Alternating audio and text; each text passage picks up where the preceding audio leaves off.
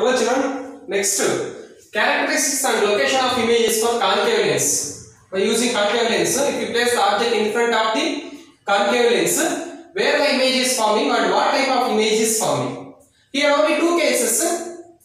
The first case is if you place the object at infinite distance. If the object is placed at infinite distance, from the infinite distance, if you take the two rays, light rays, which are parallel to the principal axis, because of the object is at infinite distance, both the rays will be strike the lens, refracted rays will be diverged, because of it is a diverging lens. Diverging lens will be, refracted rays will be extended with the dotted line, both will be intersecting at a common point F2. That is the image of the corresponding object. So, if the object is at infinite distance, image is forming at second focal point. And nature is diminished size and virtual image. Virtual image is always erected image. Virtual image is forming by using of concave lens. Here the object is at infinite distance. Image at focusing 2 means second focal point. Next to nature is virtual image. Virtual image always erected image and highly diminished point size. Image is forming at the location is F2. Next case 2, if the object is anywhere between the optic center and infinite. If the object is placed anywhere in between the infinity and optic center, then to select two rays, one is parallel to the principal axis, strike the lens, refracted extended ray will be meeting at second focal point.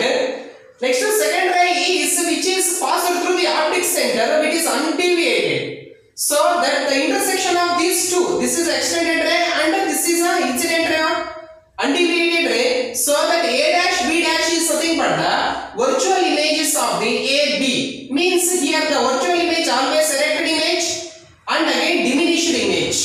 So if you place the object anywhere between the infinity and optical center and image is between the F2 and optic center. If you see this one, between the F2 and optic center only image is formed. And that the image nature is virtual. It is erected image and diminished image. Decrease in size. Suppose it is a 10 cm, it is less than the 10 cm. Next, what you understand from the image formed by the convex lens? What are the variations? What is the difference between the image formed by the concave lens and as well as convex lens? If you understand an image formed by the convex lens, by using convex lens, you can get real image as well as virtual image. First 5 cases, it is a real image, but sixth case is a virtual image. You can get both the real and virtual image by using convex lens. Next, the image can be magnified of same size as well as diminished. By using convex lens, first initially it is a small size, diminished size. Next again, if you are at center of the curvature, same size.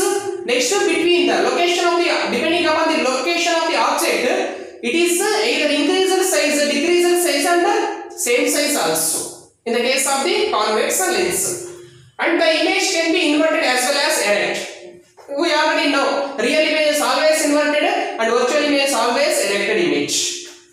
Next, image formed by the concave mirror. If you concave lens. Concave lens means by using concave lens, two cases. In two cases also image is virtual only. And again, the image always virtual image means it is always erected.